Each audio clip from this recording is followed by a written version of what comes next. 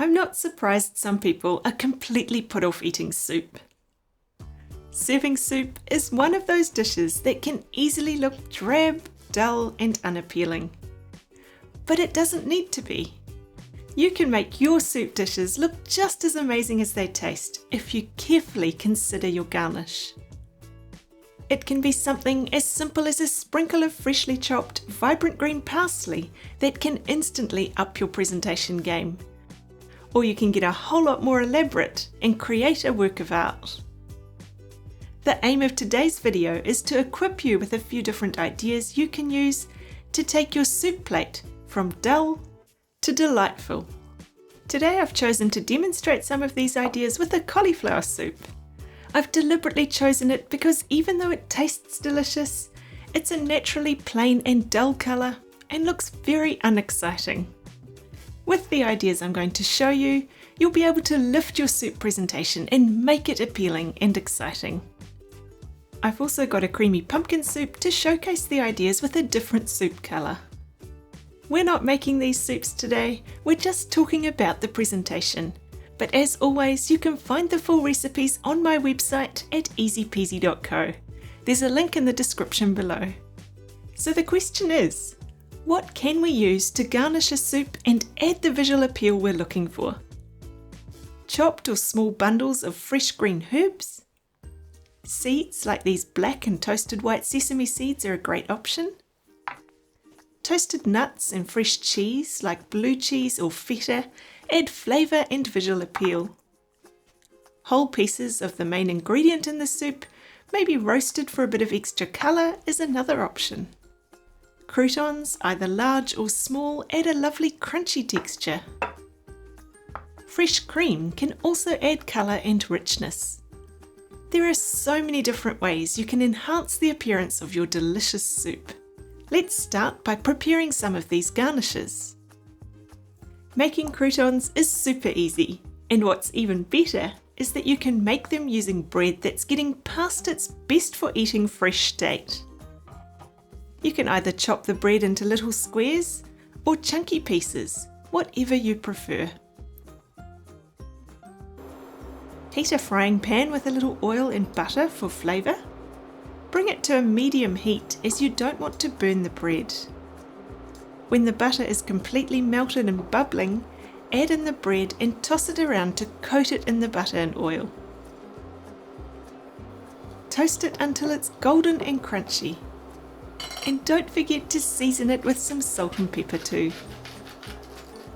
Once they're done, I like to pop them on a piece of paper towel to soak up any excess oil and keep them crunchy. To make larger croutons, the process is basically the same. However, you can also grill these with cheese. It will add extra flavour, colour and variety. Let's do that now. To add a bit of extra flavour, I'm going to add some Parmesan cheese to some of these and some blue cheese to the others. You can grate the cheese finely with a microplane or cut it in chunky pieces for a more rustic look. Then grill them to melt the cheese. You can skip the frying step and go straight to the grilling stage if you want to, although I like the rich buttery flavour you get when you fry the bread first. Don't they look delicious? Let's chop some parsley. You can chop it super fine like a fine dining restaurant, or leave it slightly chunky. It really doesn't matter and depends on the look you're going for. See how bland a bowl of soup looks all by itself? And how much better it looks after adding something as simple as parsley? If you're short on time, this is the bare minimum, but if you're not, there's a whole lot more you can do. Cream is another great simple soup garnish.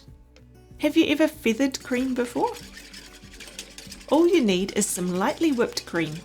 You don't want to over whip it, but you want it a little thicker than it is straight out of the bottle. You really want it to be able to float on the soup. When it's ready, I like putting it into a squeezy bottle because it makes it so much easier and less messy to decorate on the soup. Let's get 3 bowls ready with some of our pumpkin soup, and I'll show you 3 different cream feathering designs. Be careful when you're ladling in the soup not to drip on the sides of the bowl, and if you do, make sure you wipe it off. For the first one, you need to squeeze some rows of cream onto the soup. Remember, odd numbers of things are proven to look more appealing, so I'm doing 5 rows. Then use a skewer or the tip of a knife and drag it through the rows at 90 degrees.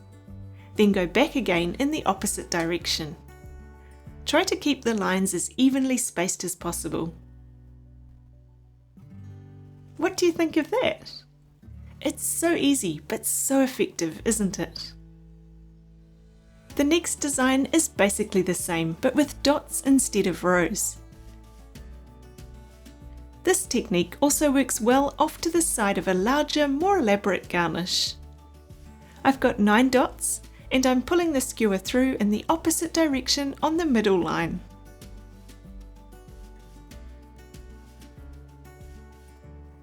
The last design is a spiderweb style design.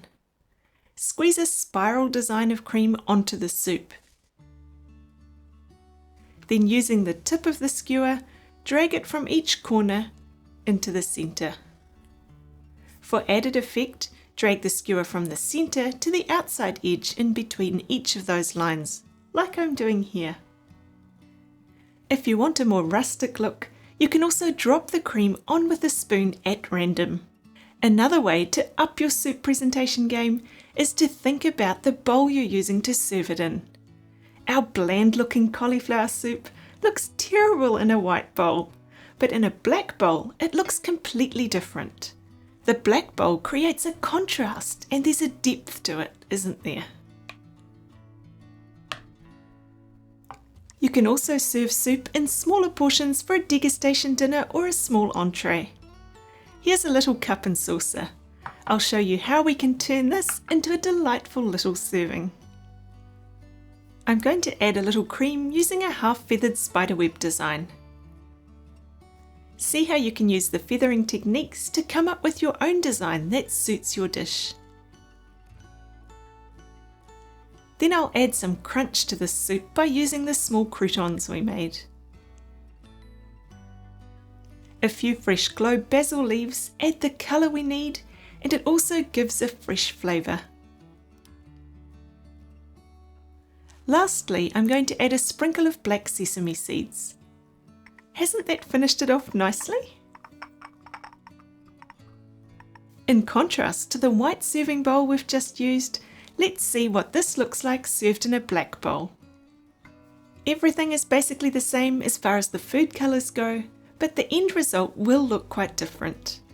We've got a rustic cream design, crunchy croutons, green parsley, black sesame seeds, and to finish this off, I'm going to put a couple of the bigger croutons on the side.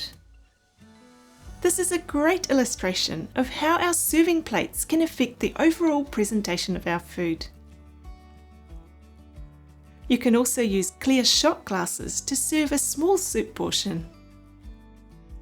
They're perfect to show off the colour of your soup, especially if it's something vibrant like this beetroot soup. Do you like this presentation with the croutons sitting on top of the glasses? When you're plating your soup, you don't have to get too hung up about particular designs.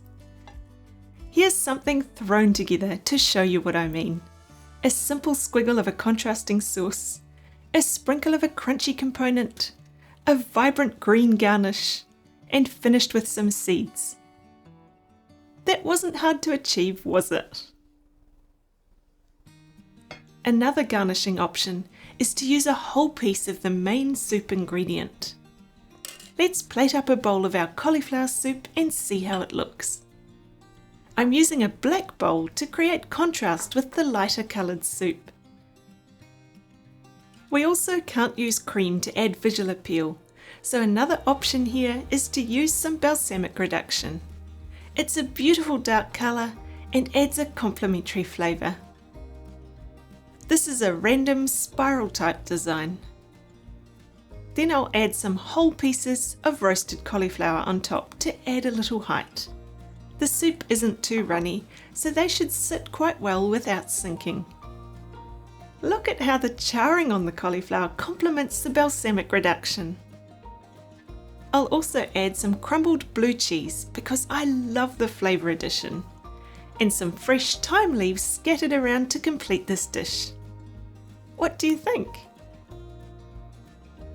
I hope you can agree with me that a garnish is all it takes to transform a dull, boring soup into something that looks appealing and exciting. If you found this video helpful, you might enjoy this one too. Over there we talk about plating salads to make them look as good as they taste. See you over there.